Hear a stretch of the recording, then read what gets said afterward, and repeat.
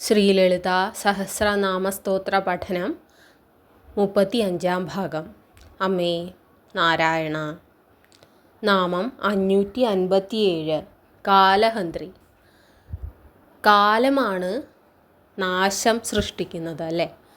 ജരാനരകൾ ബാധിക്കാനും വൃദ്ധിക്ഷയങ്ങൾക്കുമെല്ലാം കാലമാണ് കാരണമാകുന്നത്. ആ കാലമുണ്ടാകുന്ന മാറ്റങ്ങളെ അങ്ങനെ തന്നെ ഹനിക്കുന്നവൾ, അതിനെ ഇല്ലായ്മ ചെയ്യുന്നവൾ, കാലനെ തന്നെ പിടിച്ചു നിർത്താൻ കെൽപ്പുള്ളവൾ, മൃത്യുഭയം ഇല്ലാതാക്കാൻ ദേവിയെ ഭജിക്കാനായിട്ട് നമ്മൾ പറയുണ്ടായി. അപ്പോൾ ആ കാലം കൊണ്ടുണ്ടാവുന്ന കാലക്കേടുകളെ പോലും നീക്കാൻ കെൽപ്പുള്ളവൾ എന്നർത്ഥത്തിൽ ദേവിയെ കാലഹന്ത്രി എന്ന് വിളിക്കുന്നു. നാമം 558. കമലാക്ഷ നിഷേവിത.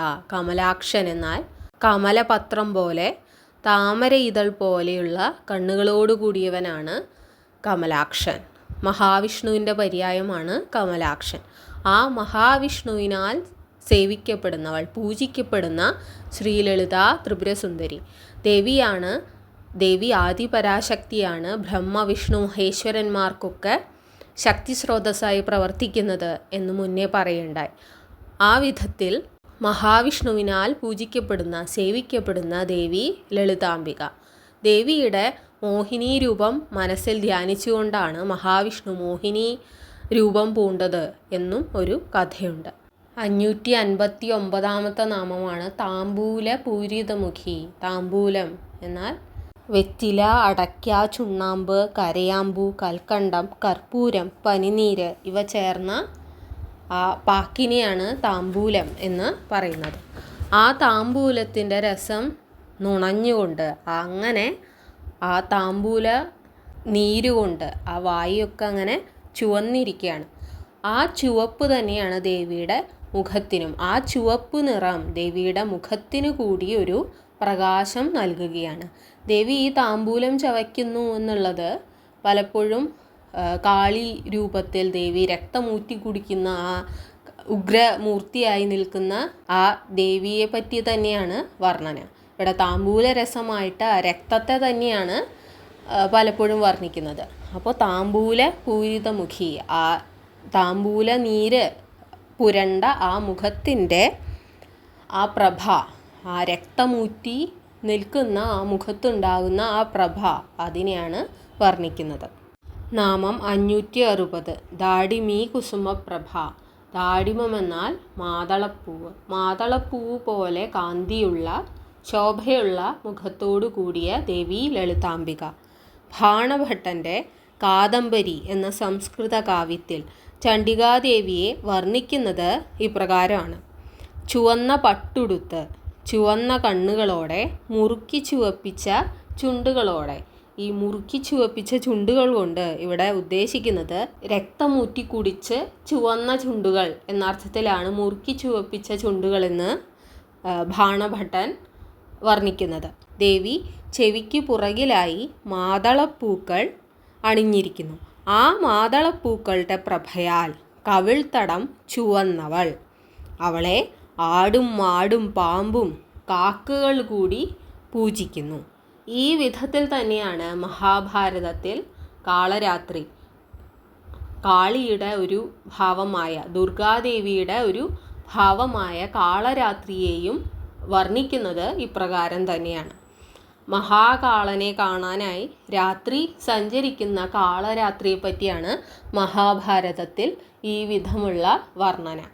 561-ാമത്തെ നാമമാണ് മൃഗാക്ഷി. മൃഗം എന്നുള്ളത് കൊണ്ട് പേടമാനിനെയാണ് ഇവിടെ ഉദ്ദേശിക്കുന്നത്. ആ പേടമാനിനെ പോലെയുള്ള നീണ്ട മിഴിയോടുകൂടിയവൾ മൃഗാക്ഷി.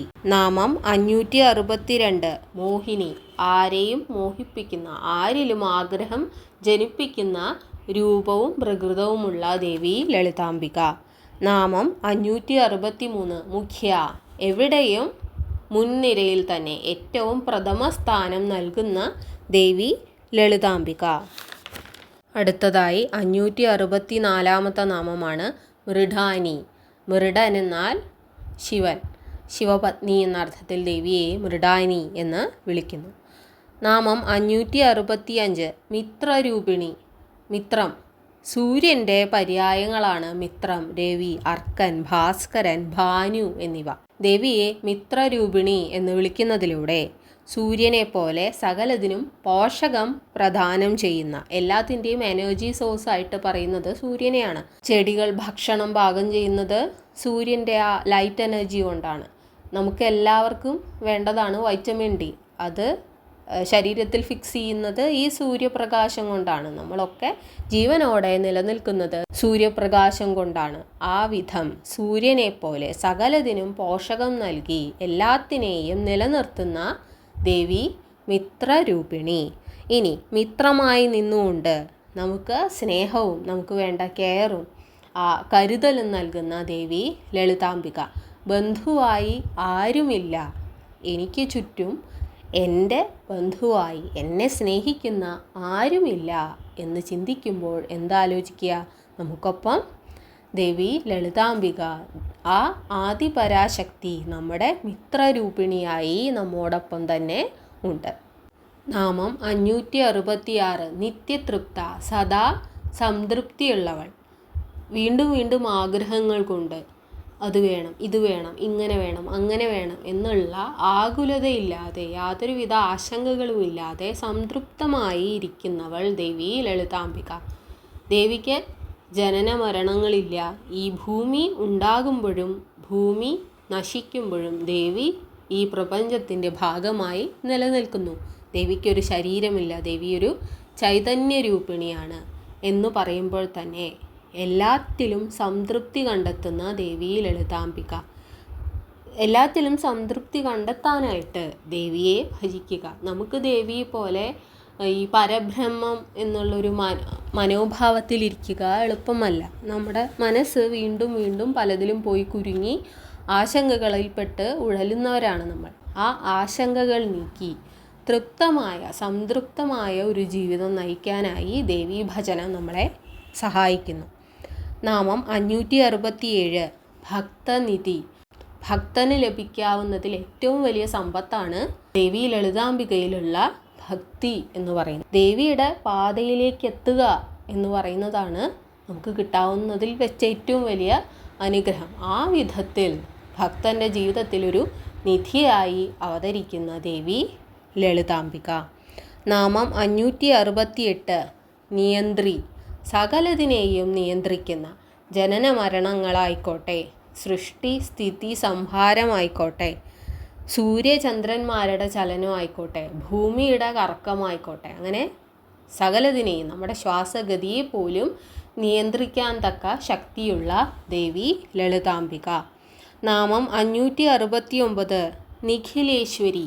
നിഖിലേശ്വരൻ അല്ലെങ്കിൽ നിഖിലേശൻ എന്ന് പറയുന്നത് ഭഗവാൻ ശിവനെയാണ്. ആ ശിവൻ്റെ പത്നി എന്നർത്ഥത്തിൽ ദേവിയെ നിഖിലേശ്വരി എന്ന് വിളിക്കാം. നിഖിലേശൻ എന്നുള്ളത് കൊണ്ട് പ്രപഞ്ചനാഥൻ എന്നാണ് അർത്ഥമാക്കുന്നത്.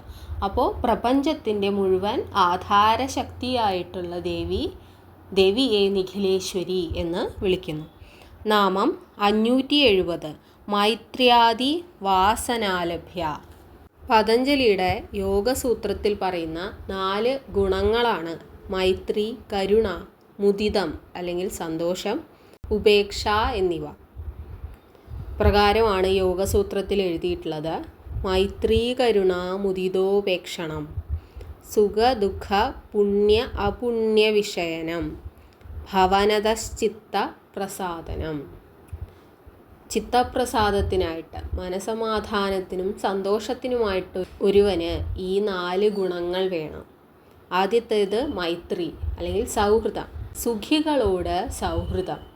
സജ്ജനങ്ങളുമായി മൈത്രിയാണ് വേണ്ടത്. ദുഃഖികളോട് കരുണ. ദുഃഖാർദ്രരായിരിക്കുന്നവരോട് നമുക്ക് മനസ്സിൽ വേണ്ടത് കരുണയാണ്. സജ്ജനങ്ങളോട് മുദിതം. സജ്ജനങ്ങളുടെ ആ സന്തോഷാവസ്ഥയിൽ അതിൽ നമുക്ക് സന്തോഷം കണ്ടെത്താനായിട്ട് കഴിയണം. മറ്റുള്ളവരുടെ ആനന്ദത്തിൽ ആനന്ദിക്കാനായിട്ട് സാധിക്കണം. ഇനി ഏറ്റവും പ്രധാനമായി ദുർജനങ്ങളോട് ഉപേക്ഷ. ഉപേക്ഷ എന്നുള്ളത് കൊണ്ട് ഒരു ഇൻഡിഫറൻസ്, അവരെ മൈൻഡ് ചെയ്യാതിരിക്കുക. അവരെ കംപ്ലീറ്റ് ആയിട്ട് അവോയ്ഡ് ചെയ്യാനുള്ള, അവർ ചെയ്യുന്നതും പറയുന്നതുമായ കാര്യങ്ങളെ പരിപൂർണമായും ഒഴിവാക്കാനുള്ള മാനസികമായ വലിപ്പം, ഈ 4 കാര്യങ്ങളും ഉണ്ടെങ്കിൽ, സജ്ജനങ്ങളുമായി സൗഹൃദം, അവരുടെ ആനന്ദത്തിൽ ആനന്ദിക്കാനുള്ള കഴിവ്, ദുഃഖികളുടെ ദുഃഖത്തിൽ കരുണ കാണിക്കാനുള്ള മനസ്സ്, 4 ദുർജനങ്ങളുമായിട്ടുള്ള സഹവാസം ഒഴിവാക്കാനുള്ള കഴിവ്, ഈ 4 ഉണ്ടെങ്കിൽ ഒരുവന് മനഃപ്രസാദം ഉണ്ടാകും എന്നാണ് പതഞ്ജലി യോഗസൂത്രത്തിൽ പറയുന്നത്. അപ്പോൾ ഈ വിധത്തിൽ ഈ 4 ഗുണങ്ങളും ഈ 4 വാസനകളും ലഭിക്കാനായിട്ട് ആരെ ഭജിക്കുക? ദേവിയെ ഭജിക്കുക. നാമം 571. മഹാപ്രളയ സാക്ഷിണി.